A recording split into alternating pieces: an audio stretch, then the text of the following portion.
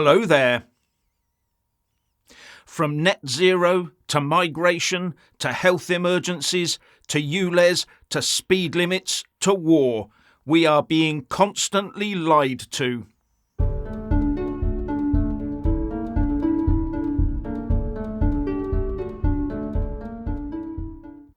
When you take a step back and look at the last few years, it's become apparent that we are being constantly lied to and deflected. And the only beneficiaries are the big corporates and the top politicians, the elites, who waddle off with bags of dosh at our expense. The real war we have on our hands is the war being waged on ordinary people by the voracious and psychopathic elites. And they have no pity or empathy with us, not one jot. So I do wonder if something will slip through under the radar whilst Russell Brand is in the spotlight. Now, I would posit that this elite style of corruption has always occurred. After all, we are all human. I think. But as far as I can see, it's never been as blatant as it is today. In fact, it's as if the elites are in a bit of a hurry at the moment. It seems that they have to do as much carnage as they can before some pivotal date, 2030. Everything that governments and supranational organisations such as the United Nations and the WEF talk about seems to always factor in the date of 2030. And everything they do trends towards a situation where the general global population is somehow tethered down. But not physically, but psychologically. And the use of constant fear bordering on terror is nudged at every opportunity to keep us in check. And every object of our fears is then used by the elites as a means of exacting more from us, in both financial and psychological terms. Meaning they gain more control over our lives at every turn. And the scale of the changes we've experienced in our lives since the beginning of 2020 have been astronomical. We've swerved away from a seeming life of freedom where we thought we could trust those we elected into positions of authority into the waking realisation that none of them can be trusted, not one. And it's now dawning on more and more people that our own politicians and snivel serpents have been busy behind the scenes dismantling our state and rebuilding it as a control grid. But it's not just the UK. The whole developed world is in similar decline, either being drained by the ever-rising irregular migration or by the funding and fighting of wars, physical wars and wars on net zero. And did you know that there's a new war in the offing? Azerbaijan has been sending troops to the eastern borders of the landlocked and mainly Christian country of Armenia because of a border dispute, even though US troops are due to hold joint exercises with the Armenian army. Now, Armenia has traditionally been within the Russian sphere of influence, but Armenia has turned to the US in this dispute because they think that Putin is too preoccupied with Ukraine and can no longer help to defend them. Armenia has a population of 3 or so million, and Turkey lies on its western border. At the moment, the border is closed by Turkey, and with Georgia to the north and Iran to the south, that might deter any large movement of people. But who knows what will happen in the future? More global instability, more money from the people and into the pockets of the elites, no doubt. Anyway, who in the general public had heard of the concept of lockdowns before the Chinese did it in 2019?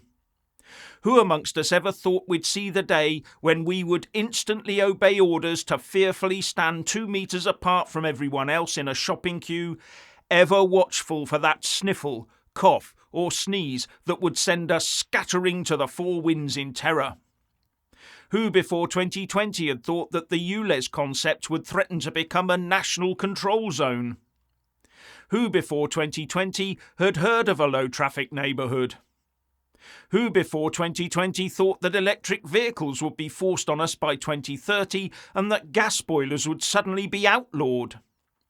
Who before 2020 really thought that Wales would become a 20 mph blanket zone?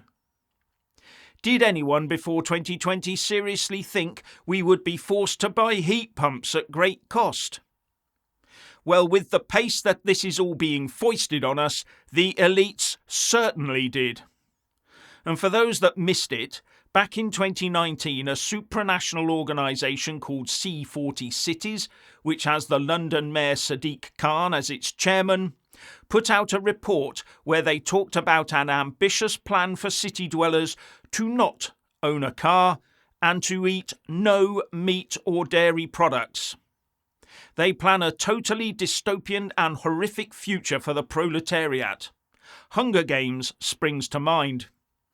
And you only have to see the way that our infrastructure is not being built to support electric cars to realise that every current driver being able to own one is just not possible within the allotted time frame.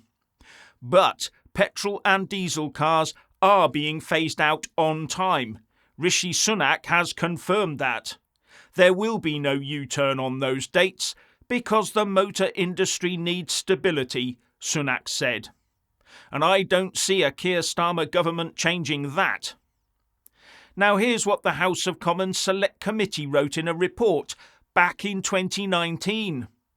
The government's current long-term targets for decarbonising transport focus heavily on reducing exhaust emissions and increasing sales of low-emissions vehicles, rather than delivering a low-emissions transport system.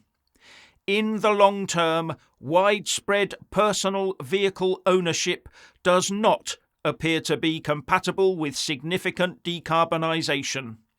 The government should not aim to achieve emissions reductions simply by replacing existing vehicles with lower emissions versions.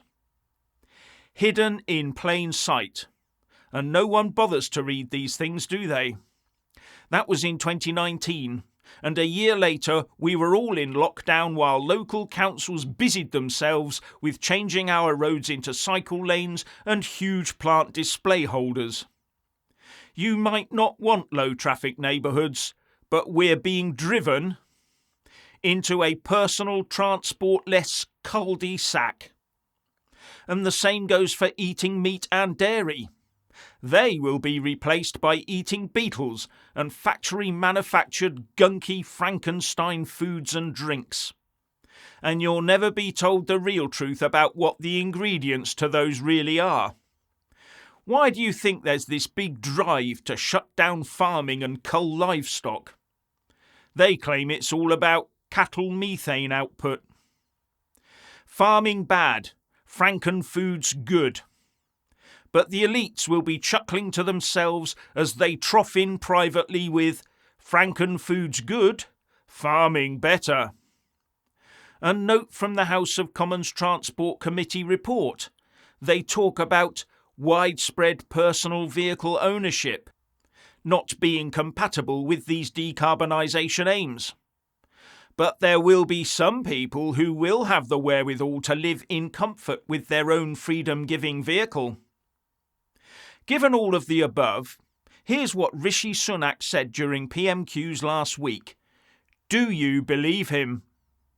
Prime Minister. No, Mr. Speaker, but what I would say is my approach to getting to net zero is not one that requires people to give up doing the things that they want to do and enjoying, like flying. The right thing to be doing is, as we are, investing in new technologies and funding them, things like sustainable aviation fuel, because that's how we'll decarbonise aviation on the transition to net zero, not force people to give everything up.